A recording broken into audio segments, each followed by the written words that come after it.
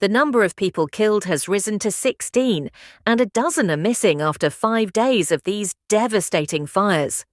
The two biggest blazes in the city remain largely uncontained, and more strong winds are forecast over the coming days. Now those two fires have destroyed an area more than twice the size of New York's Manhattan. No cause has yet been established for these fires, and firefighters have made some progress against the worst of the infernos. The Palisades fire, which has scorched nearly 35 square miles, and it's described as being 11% contained.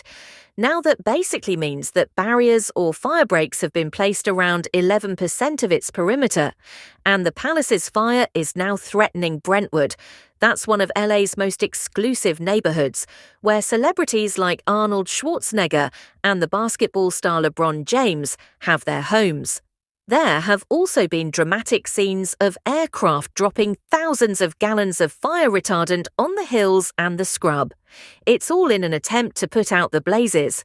But if the winds do pick up, it will be harder to get those aircraft and the helicopters into the air. More than 12,000 homes and other buildings have been destroyed so far.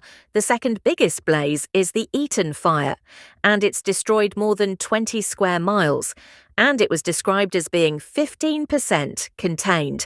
Firefighters have mostly contained two smaller blazes, the Kenneth and the Hearst fires. However, the National Weather Service is warning that the Santa Ana winds that whipped up the fires at the outset could increase again over the weekend. And also in the next coming few days, 7 neighbouring states, the federal government, Canada, and also Mexico have sent resources to California.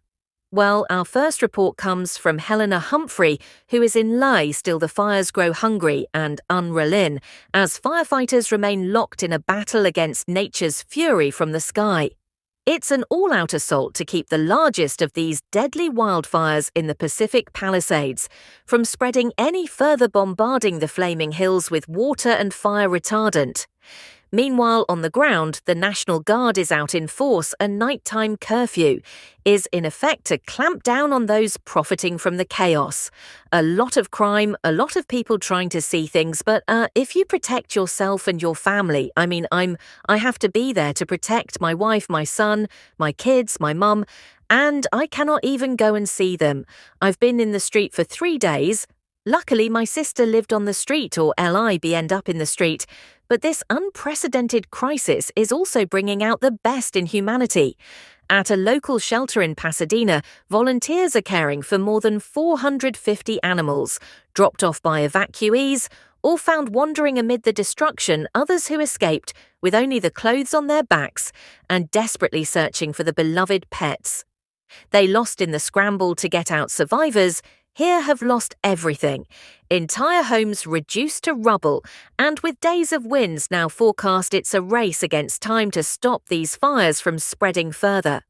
Los Angeles knows it needs all the help it can get, and with a change of administration looming in Washington, local officials say they've yet to hear from the incoming president. I wrote a letter to President-elect Trump inviting him to engage in wildfire recovery efforts and to visit the county to see the impact firsthand that it has on every socioeconomic individual in this county.